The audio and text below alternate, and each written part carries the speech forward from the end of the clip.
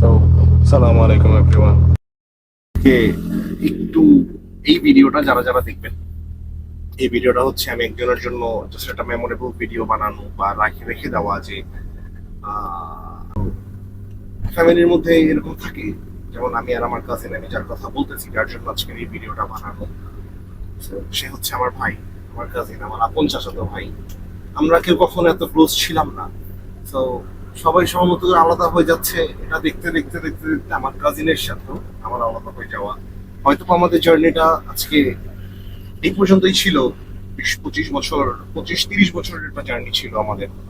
তো আমাদের ক্লোজ হওয়াটা হলো যখন আমার বাবা মারা যান, আল্লাহ থেকে করুক। আমার বাবা ক্যান্সারের কারণে হসপিটালে ছিলেন, তখন থেকে আমি আর আমার কাজিন একসাথে হসপিটাল ডিউটি দিতাম। তো হসপিটাল ডিউটি দিতে দিতেই আমাদের অ্যাকচুয়ালি একটু বেশি ক্লোজ হয়ে যাওয়া। এরপর আমরা রাত্রেবেলা নাইট আউট দেওয়া, একসাথে ঘোরা, একসাথে ফেরা। তো ওর বিষয়ে একটু বলি। ছেলেটা হলো আমার লাইফে ঠিকই কপিল শর্মা শো এর এই কপিল শর্মার মতোই। टिंडर पे आके राइट स्वैप कर गए,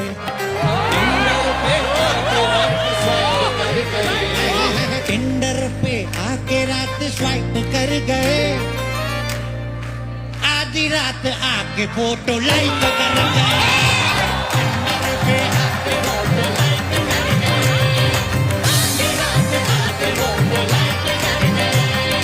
জানি না আমি কেমনে করে কি বলবো বা কি বলবো, আমি কোনো কিছু বুঝাই বলতে পারতেছি না।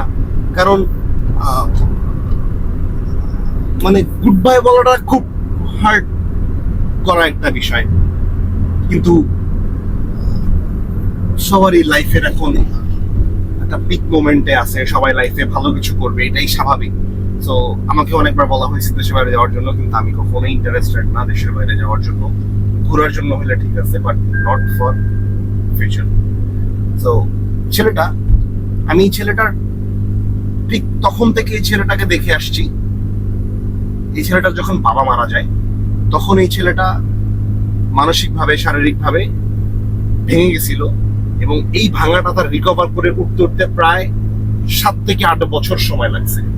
এই 8 বছর পর ছেলেটা প্রথমত চাকরি করলো ইয়োলোতে অ্যাজ আ সেলসম্যান।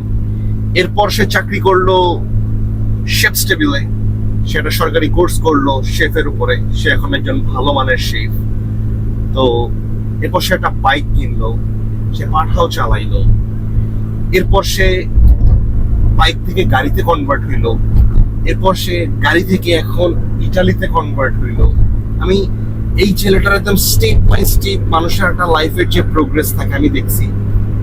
তো আমি গুছায় কিচ্ছু বলতে পারতেছি না যে কোন স্ক্রিপ্ট থাকবে, আমি আমার ভাইয়ের নামে অনেক সুনাম করব, কিন্তু ইট ইজ জাস্ট যে ভাই আমি তোমার সাথে না অনেক মিসবিহেভ করছি। আমি তোমারে বইলা বুঝাইতে পারবো না যে আমি তোমারে কি পরিমাণ মিস করতেছি। হয়তোবা এবার আমার ঈদে তুমি চলে গেলা, মানে 4 তারিখে তুমি চলে গেলা, আজকে মাত্র 7টা রোজা হয়েছে। তো হয়তোবা এবার ঈদে আমি একা থাকবো, আমাকে নামাজ পড়তে হবে একা। আমি নামাজ পড়া কারোর সাথে ঘুমাইতে পারবো না যে ভাই তুমি কই, তাড়াতাড়ি আসো, ভাই আমি এই জায়গা বিপদে পড়ছি, তাড়াতাড়ি আসো, ভাই তুমি আমার এই জায়গা থেকে সেভ করো। মানে বাসার নিচে থেকে পুলিশ থানা পর্যন্ত সে আমার এমন কোনো জায়গা নাই যে ভাই তুমি আমার সাথে ছিল না।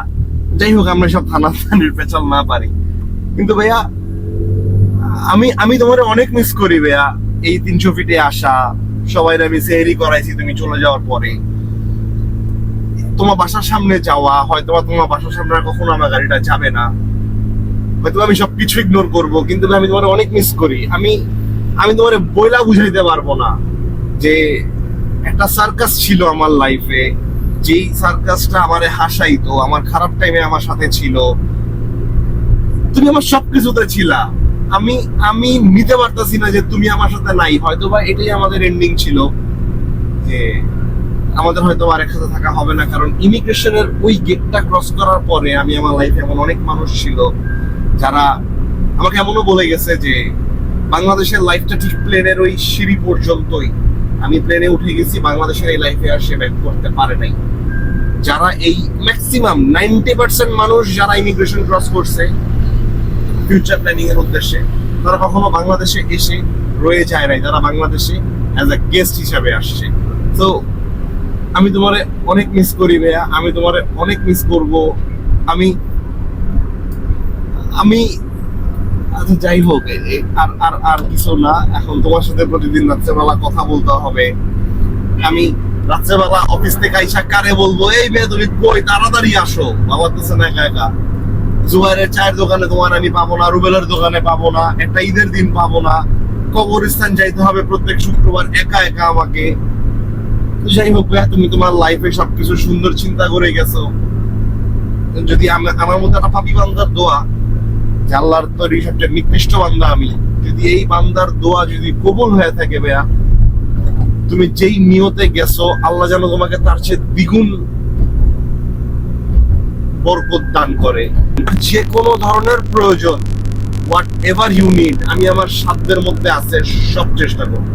তুমি জাস্ট ভালো থাইকো, সুন্দর থাইকো।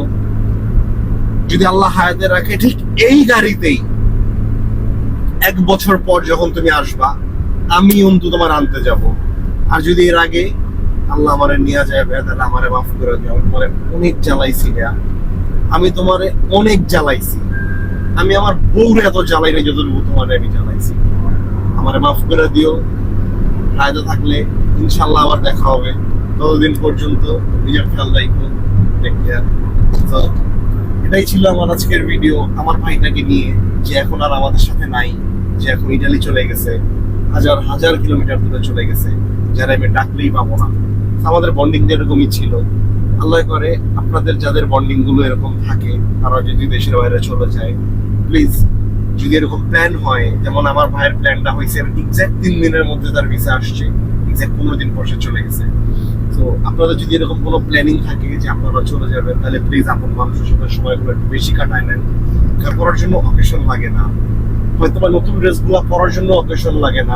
প্রতিটা দিনই বেঁচে আছি, এটাই একটা অকেশন। নতুন ড্রেসগুলো পরে ফেলেন, মানুষগুলোর সাথে ভালো করে থাকেন। হু নোজ আমরা কখন কার সাথে লাস্ট দেখা করতেছি জানি না। যদি আল্লাহ হায়াতে রাখে, হয়তো আমার ভাইয়ের সাথে আমার আবার দেখা হবে, আবার হাসাহাসি করা হবে, আবার নাইট স্পেন্ড করা হবে। কিন্তু সে তো চলেই গেছে এখন আরেক কিছু, সে হয়তো বাংলাদেশে এসে মেকআপ করে নিতে পারবে না নিজেকে এই ওয়েদারের সাথে। তো দোয়া করবেন আমার ভাইয়ের জন্য, যেন সে ভালো থাকে, সে সুস্থ থাকে, সে হাসি খুশি থাকে। এরপরে আর কিচ্ছু চাই না।